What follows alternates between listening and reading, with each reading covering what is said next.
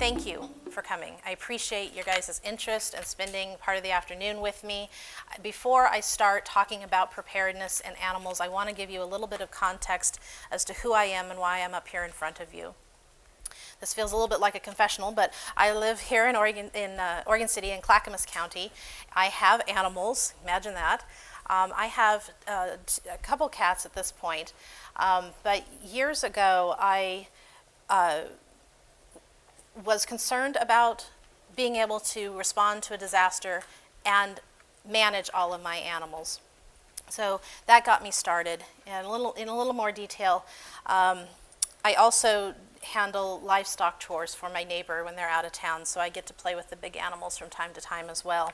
Probably like a lot of you, I have done a lot of end-of-life care for my furry friends.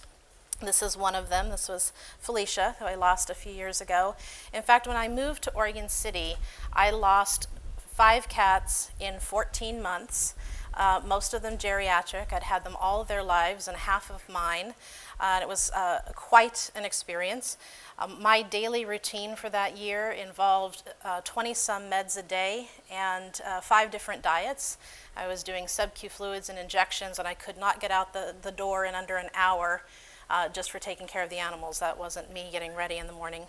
So my commitment level to my animals is pretty high. It's something that's grown over the years, and that's just my personal choice. I've been interested in animals all my life, but as I say, my commitment has really grown in the last few years, and it's something at this point that I take very seriously. About a decade ago, I had several indoor-only cats and a couple dogs, and it occurred to me that there was no physical way that I could carry all my animals out the door if there was a house fire, say, or some other disaster I needed to evacuate, let alone I did not have the supplies, carriers for everyone, an action plan, that sort of thing. I eventually moved to Beaverton and found out about and attended their CERT program there, which taught me a lot. And since then, I've gone on to take over 125 classes in the last 8 years related to emergency preparedness, disaster response. It's involved everything from high-level, all-hazard FEMA, incident command system, position-specific training. A couple weeks ago, I took a class in Salem on the incident commander position. It's also involved animal-specific courses. I've done animal law and search and rescue conferences. So I have had no free time. As I mentioned, this is not my day job. So this has consumed a lot of time in the last few years and something I've just gotten really passionate about. I've gotten bitten by the bug. In the last 2 years, I also joined 2 technical animal rescue teams. Now, when most people talk about animal rescue, they're talking about sheltering and helping find homes for animals. In our world, the technical rescue means that we are suiting up and going into dangerous environments to rescue an animal that's stuck or harmed. And I'll talk a little bit more about that in a moment, but I've been doing that for 1.5 years as well. I've also sought out opportunities to participate in full-scale disasters, both people-related and animal-related. Most recently, a couple weekends ago, I was in Washington State doing a full-scale functioning shelter exercise for animals at a fairgrounds up in Washington.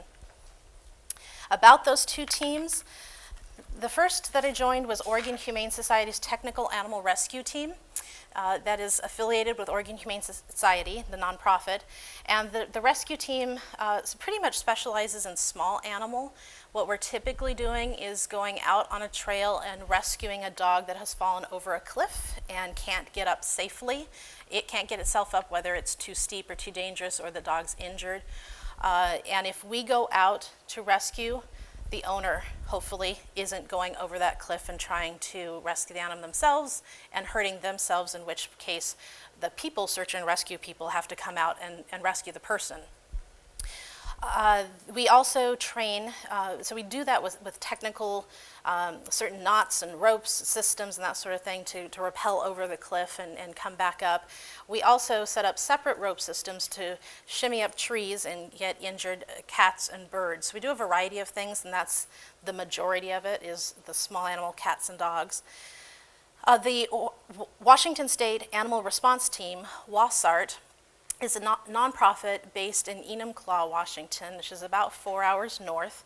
They specialize, they do some small animal work, and they have an agreement with a lot of the jurisdictions in Washington State that if there is a major disaster, earthquake, fire, flood, they are the go-to people who will set up the emergency animal shelter.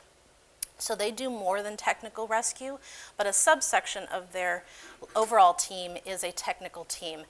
Interestingly, their specialty is in large animal rescue. They, this past summer, they took their technical skills and their ropes and riggings and everything and rescued a 1,500-pound horse.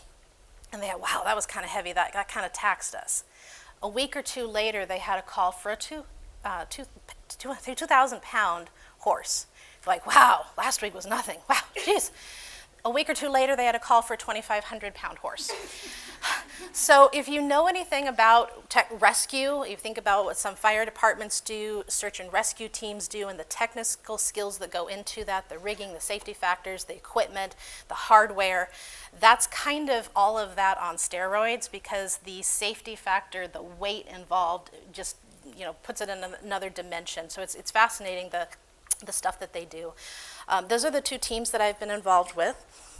And now that you've heard a little bit about this area of my life, have some idea why I'm up here talking with you, I also want to say there is by no means, I'm not the only one that knows about this stuff called emergency preparedness or disaster response. I'm quite sure that many of you have experiences and knowledge, training that well may match mine. I have the podium today, but I recognize that there's things you know that I don't, and we can learn from each other. In fact, I'd like to just get a show of hands. First of all, how many of you, in terms of what you have at home, how many of you have cats? Okay, how many have dogs? All right. Other small animals in the house? Birds, gerbils, rabbits, whatever, okay. How many of you have livestock, larger animals, horses, donkeys, llamas, mules, goats, pigs, fowl, okay. Mostly this audience is a household pets group. I'm gonna try to talk about both because this information relates to not only our human family members, but also our household pets and then our barnyard friends as well. And we asked earlier about CERT program. Do any of you deal with animals and or disaster issues for work? Is this your job, something you've been trained to do? Okay, a few of you, excellent. So as I suspected, there's a wealth of knowledge in the room, and I'd encourage you to chat with each other during the break and exchange information and exchange tips with each other. Above all, as I have the podium today, my intention is to give you, whether you have had lots of training and knowledge and experience or only just a little, take you from wherever you are and galvanize you to take another step. That's my primary goal today. As I do, I'm going to share some things that may not be happy. In a law conference session a few years ago, I heard the term traumatic knowledge. Animal lovers tend to be tender-hearted, and some of what I have to share and show you may be unsettling, and I apologize for that. I don't do that to scare or frighten you, but life can deal us some real harsh realities, and I want, the more you think about it, the more you see it, the more you consider what would I do in that situation, the more prepared you are if and when it happens. So I'm going to be borrowing on that just a little bit. This particular image is traumatic for me because this was the last of those 5 cats I lost in those 14 months, and she literally slipped away she's in a fairly poor condition in that image, slipped away in about 3 days' time. So that was traumatic for me. I also want to be clear that I am not just talking about the big quake that we are statistically past due to have. I'm talking about the winter storm that could happen this winter, where all of us or some of us may be without power and water for days or weeks or longer. This isn't just the big stuff, this is potentially everyday stuff. Also, the house fires that statistically happen every day to somebody, and there's no reason that the next one isn't going to be me or you. So thinking about that is valuable. This is a picture from a news story this summer in Forest Grove. The headline read, Quick action by firefighters saves 2 dogs in Forest Grove. The firefighters cleared the house, and what they found, when they got inside, what they found were 2 dogs that had inhaled smoke and were not doing well. The lieutenant on scene removed his air pack, and you can see them here, barely make out them working with the dogs on the side of the road. He took off his air pack and put it on the dogs' muzzles as someone else went to get an oxygen tank. And before long, the dogs started to revive. One of the firefighters on scene said, "I've been doing this for 13 years, and every dog I've pulled from a house fire has died, except these." So think about this, that yes, the animals are often very resilient. Sometimes Lassie warns us about the fire and we all get out and it's a happy ending, but far too often that's not the case. Okay.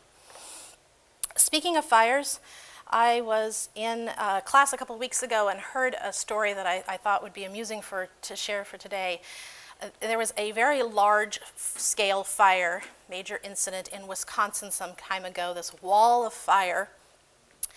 And as the emergency responders were, huddled together dealing with it, making a plan of action and carrying it out, a car came driving along the wall of fire, obviously evacuating the hot zone, literally. And as the car got closer, came into view, and they could see and hear more, they began to hear dogs barking. They're like, where's the barking coming from? Well, as the car got closer into view, they could see a trail of 30 or 40 dogs behind the car, trailing after the car. When the car got close enough, they stopped it and said, "Who are you? What are you doing? What is this?" It turned out it was a dog kennel that had gotten caught behind the fire line. They did not have an evacuation plan and had no physical means, kind of like my personal worry, no physical means of getting all of those animals out of the kennel and out of danger zone if something happened. When they did need to evacuate, what they did, and I think this is rather resourceful, which is something else I'd like to encourage you to think about, they took several bags of dog kibble, unloaded it into the trunk, and someone was dribbling kibble out the trunk as the car went along the road, and the dogs took the bait. They could smell it, and they'd get a few bites, and then they'd run on and get a few more bites. Hey, that's pretty brilliant. I'm not sure I would have thought of it. However, how far did they have to travel like that? What kind of debris might have been on the ground, or maybe they would have left the road, the paved road, in order to evacuate, and what could that have done to the animals' paws, the pads on their paws? How long could the animals sustain running like that? And then if you think about it, okay, great, they get out of the hot zone, but then what do they do? How do they house them? Where do they secure them? How do they take care of them? So obviously a perfect example of needing a plan in place, whether it's your household pets or in this case a business. So this is one of those traumatic images I was talking about. If you're not familiar, this is a dog seizuring puppy. The more that we prepare, the more likely we are to survive and thrive, and that's important for both our human household members as well as our animal family members. An emergency does not have to be bigger than your own household for it to be a disaster for you. So if this is your pet, this is a disaster for you. It isn't happening to the neighborhood or the country or the region. This is very directly related to you, very isolated incident. Those personal household disasters might involve a paralyzing blood clot. It's extremely painful. A male cat with a urinary tract infection, a foundering horse, a diabetic pet in crisis, or a seizure, all of which I've personally dealt with in the last couple years with my animals. I wanted to show these again to kind of desensitize you to it, that if it happens to you, maybe you're a little more prepared, and also just to have an idea, if you haven't lived through it, what one of these common conditions, a seizure, might manifest as, what it might look like. Okay.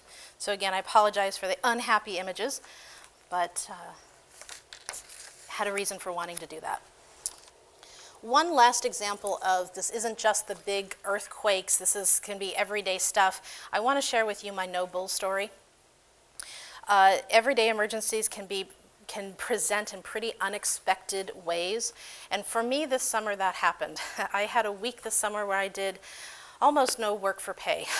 I was so consumed with what was happening in my neighborhood in terms of animals. One day this summer, I set out to do my neighbor's livestock chores. They were gone for the week, and I was in charge. And as I went out in the evening to feed the animals, I found one of their llamas on its side, penned under a fence. In fact, I've got some pictures of you. This is for you. This is Posey the llama. And I found her like that.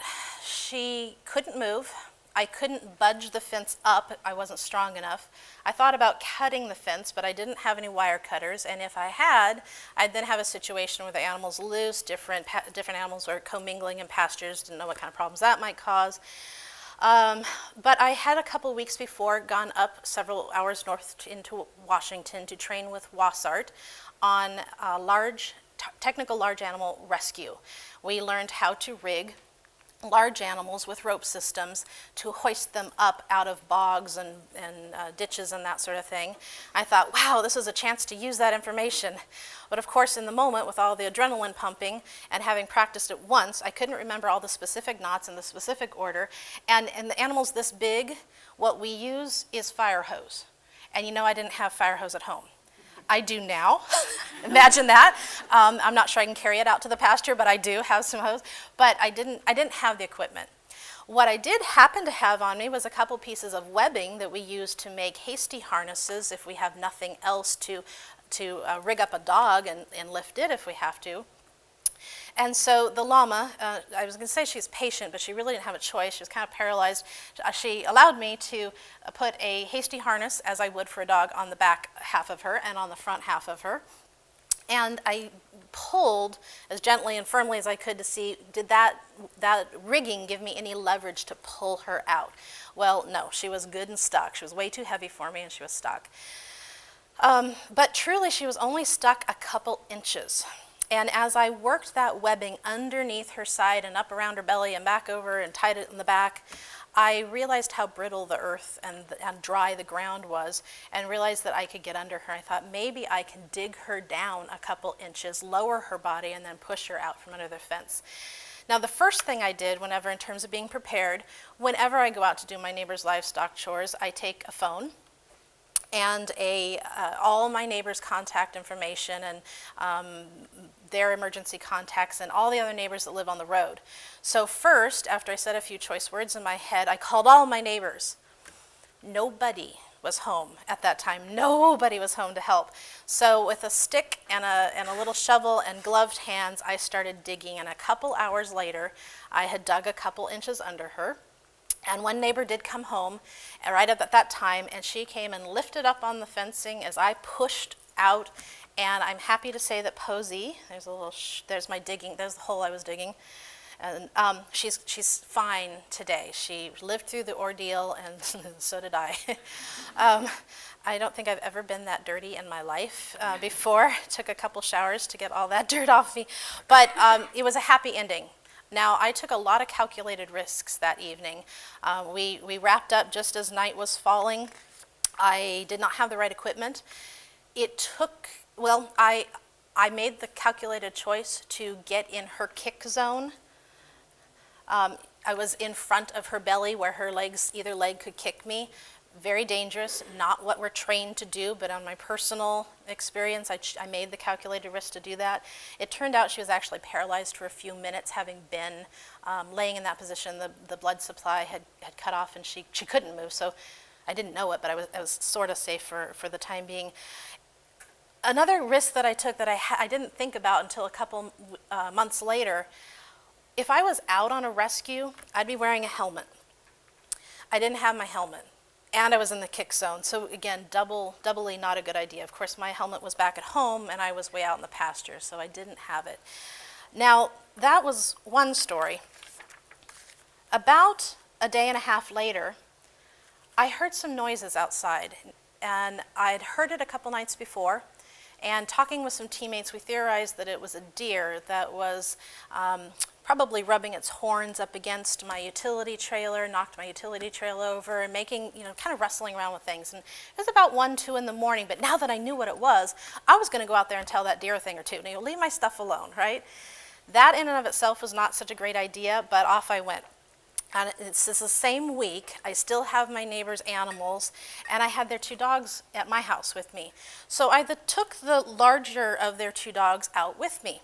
Now, the dogs were not barking. They were not alerting me to the visitor we had outside. They weren't anxious to go talk to it. And as I tried to leash up the dog, he looked at me like, really? Seriously? Do we have to go outside? I don't want to go outside. Do we need to go outside? But he dutifully behaved. Now, I could hear where my utility trailer was and was being moved around, so I knew where to head out in the driveway, but I couldn't see that part of the driveway until I rounded the corner of a outbuilding on my property. I had the dog's leash in one hand, I had a flashlight in the other, but I was fumbling with the flashlight, didn't get it on until I rounded the corner of that shed. And as I did, I turned it on and brought the flashlight up, and all I saw was brown. Several feet off the ground. I thought, what is brown in the middle of the night, pitch black, several feet up? I moved my flashlight to the left, and I saw a very large head with horns, but it was not a deer. It was a bull. I thought, my goodness. And I did not know that bovine came that large. I just hadn't personally experienced that. So I was a little taken aback. Again, some calculated risks and some dumb stuff, but the dog and I got back in the house just fine. The bull just kind of watched us. I did not go back to bed that morning. I never slept, and about 5:30 in the morning, one of my team, I'd been emailing everybody saying, what do I do? Should I bring my neighbor's animals into the barn single-handedly? What am I dealing with here? What should I do at sunrise? About 5:30, one of my teammates emailed me this story. So that hit the news a day or so before I had known about the bull. Hadn't met him yet. Hadn't seen the news reports. This is Ferdinand. At daybreak, I went out to my neighbor's pasture, and I thought, maybe there's a fence down, and he's getting into our properties, and maybe some of our animals are getting out and taking jaunts too, and I don't know it. So after I fed the animals and just counted heads, I began to walk the perimeter and check the fence line. I'd done that for about an hour, and after every outcropping, major tree, shrubbery outcropping, I figured I was going to run smack dab into the bull, and maybe this time he wouldn't be so friendly. So my nerves were absolutely jizzled up. My muscles were all tight, and after an hour of this and no sleep, I crashed. I laid down for about 2 hours, and quite literally, as I rolled out of bed to get up and resume, I glanced out my bedroom window, and there was Ferdinand, his rather large derriere, wandering out my driveway, down my driveway. I thought, he's here. In the morning, as I'd been preparing for all this, I'd been calling and emailing and texting all my neighbors and people and asking for advice, and I got a couple neighbors who said they would help corral him if we saw him. So I texted 2 neighbors. Well, one wasn't home, but if we could get them up to his pasture, we could put him in the pasture. And another was home, and she said, sure, I'll come down and help. I said, great, bring a broom. She didn't question me, but we kind of both headed out. So I threw on my flannel, my boots, and my helmet this time. And as I was doing so, he was heading up to her house. So I texted her again, never mind, I'm coming your way. As I did, I thought I saw him on yet another neighbor's property, so I veered up that way, met another neighbor lady and her grandkids, and said, did you see the bull? Yeah. Is he still here? No. Will you help? Yeah. Bring a broom. Okay. So they grabbed their brooms and such and began to follow me, and I moved on to where the bull had gone. In the meantime, the first neighbor I had texted and our garbage truck driver, who just happened in those very few minutes to drive down, pick up the trash, turn around, and be driving back out our road with the bull in front of him. He and the very first neighbor ran into the bull and walked it into a fenced garden on yet another neighbor's property. he hopped back in the truck and said, I got to go do my route. So here were 3 neighbor ladies and 2 kids with a bull in a garden. So I texted the neighbor whose property owner and said, well, you said we could use your property. He's in the garden. And they said, well, do you think you could move him to the pasture? We kind of like our, vegetable garden. We wanted some produce this year. So we said, sure, we'll try to figure that out. It took some finagling. We went and got some supplies. I tested him with some feed to see if he was responsive and friendly in the moment. And we very literally set up some barricades and then just walked him into the pasture, and it went well, but again, several calculated risks. It didn't necessarily have to have ended up well at all. He turned out to be extremely friendly, but he could have been lethal without even meaning to, without even thinking about it, and we were pretty cognizant of that.